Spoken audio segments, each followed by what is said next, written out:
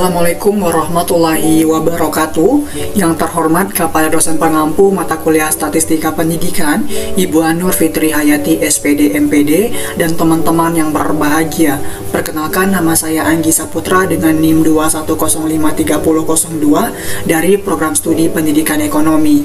Nah, pada kesempatan kali ini saya akan menjelaskan terkait analisis two-way ANOVA atau ANOVA dua arah menggunakan aplikasi SPSS dengan judul penelitian untuk mengetahui perbedaan gaji berdasarkan jenis kelamin dan masa kerja di perusahaan X, Y, dan Z.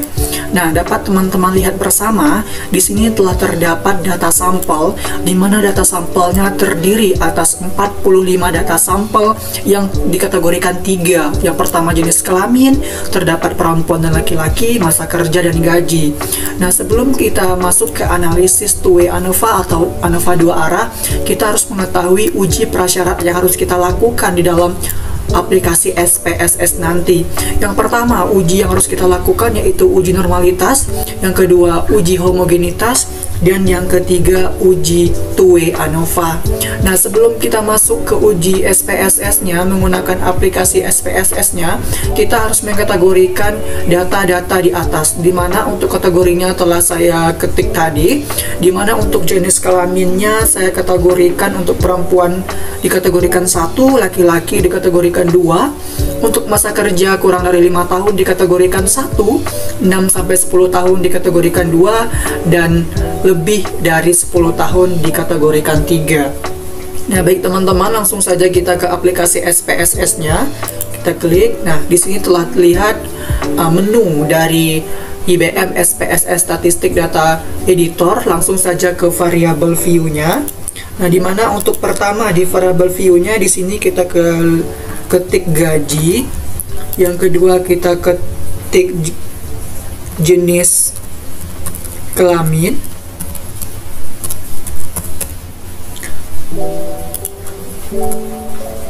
Yang ketiga kita ketik masa kerja, dimana untuk desimalnya ini kita nolkan saja. Untuk bagian values, untuk jenis kelamin kita telah beri kategori tadi. 1 kategorikan untuk perempuan, kita klik add. Lalu untuk 2 kita kategorikan laki-laki, lalu kita klik add, lalu kita klik OK. Selanjutnya untuk masa kerja tadi kita telah kategorikan juga. Untuk kategori 1 yaitu kurang dari 5, kita klik add. Untuk kategori 2 yaitu 6-10, kita klik add. Dan untuk kategori 3 yaitu lebih dari 10, lalu OK. Nah, langsung saja kita apabila telah selesai di sini, langsung saja ke data view-nya. Nah, di bagian gaji kita kopikan saja data yang telah kita buat di Microsoft Word tadi. Langsung di copy saja.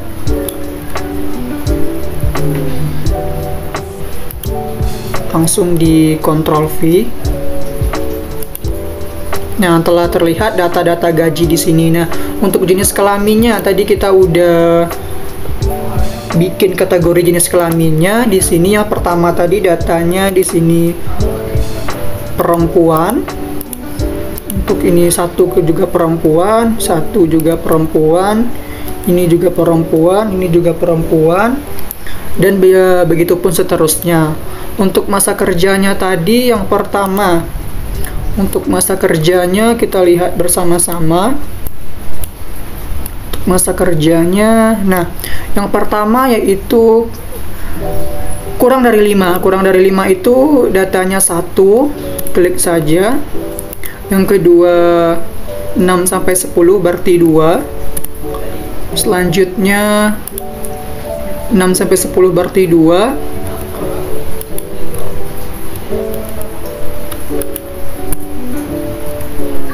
dan yang ini lebih dari 10 berarti 3. Nah, dan begitu pun seterusnya teman-teman. Nah, langsung saja data yang telah saya buat sebelumnya di sini. Nah, telah terlihat data-data yang telah saya masuk di SPSS. Yang pertama kita lakukan uji normalitas data. Nah, uji normalitas data yang pertama yang harus kita lakukan adalah yang pertama, klik Analyze, lalu klik General Linear Model, klik Univariate, lalu masukkan gaji di bagian Dependent Variable, jenis kelamin dan masa kerja masukkan di Fix Factor. Lalu kita pilih Save, lalu di bagian Standardized ini kita beri tanda centang, lalu Continue, lalu kita OK. Nah, telah keluar hasil di sini, kita abaikan saja. Kita kembali lagi ke data tadi.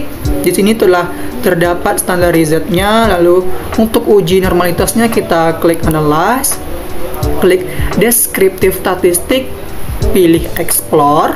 Bagian Standardized ini kita pindahkan ke Dependent List. Kita pilih Plot.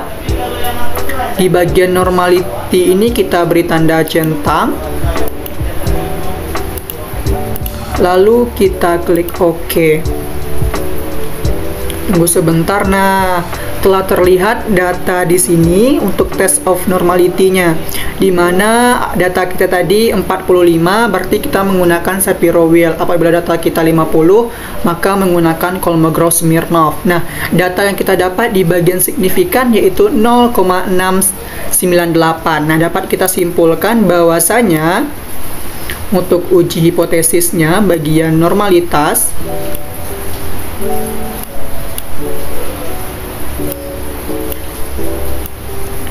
jika nilai signifikansi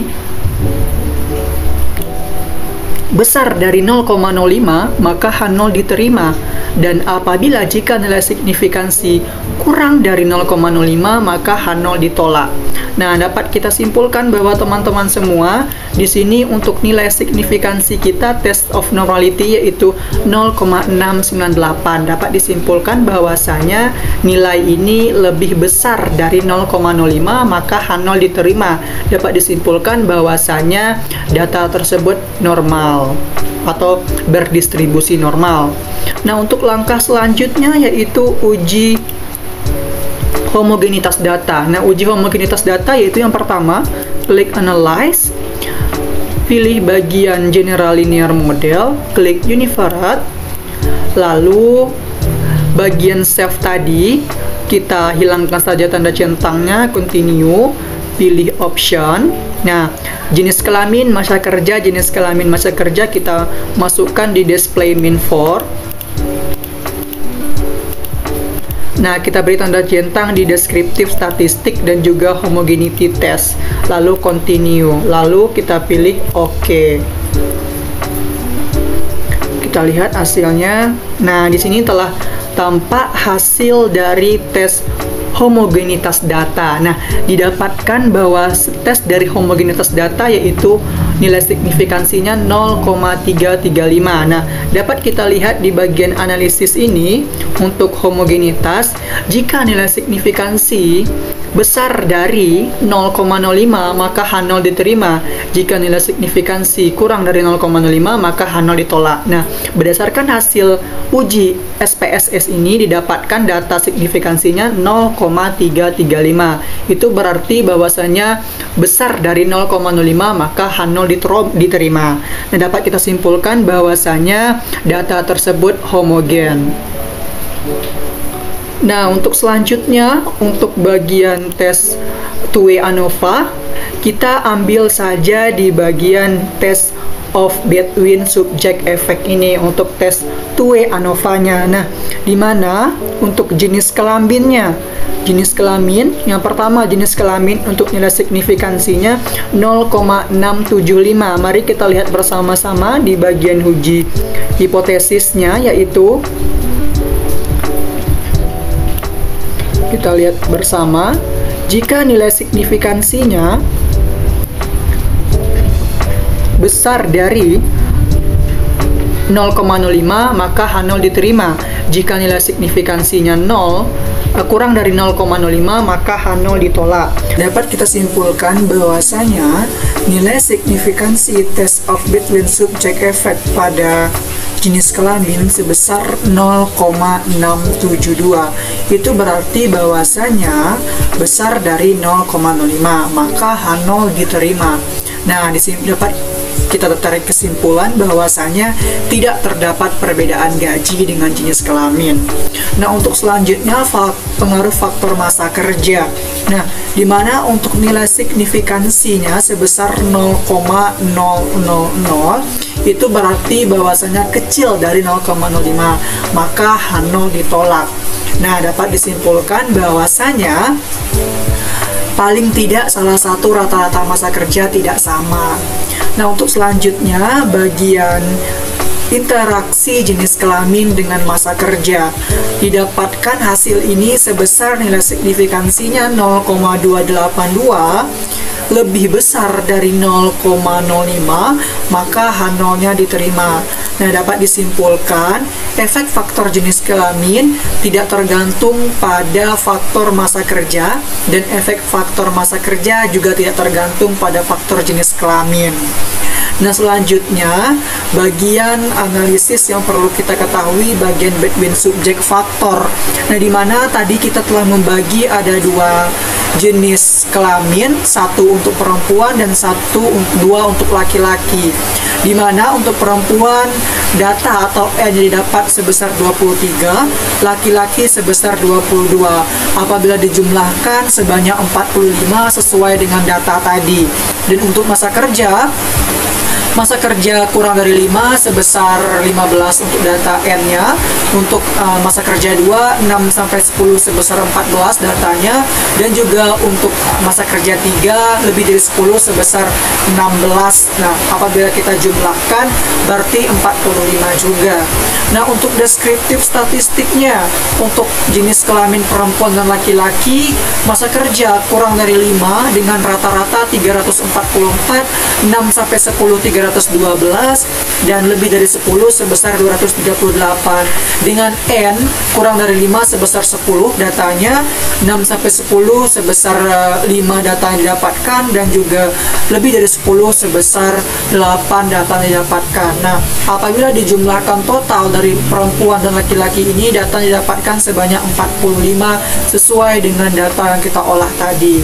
Nah, itulah penjelasan terkait analisis two-way ANOVA menggunakan aplikasi SPSS. Di sini saya mengucapkan ribuan terima kasih kepada dosen pengampu mata kuliah Statistika Pendidikan Ibu Anil Fitri Hayati yang telah memberikan kesempatan saya untuk menyelesaikan sampai detik ini tugas pertemuan 11. Semoga dari penyampaian yang dapat saya sampaikan tadi bisa menambah wawasan saya terkait analisis two-way ANOVA atau ANOVA dua arah.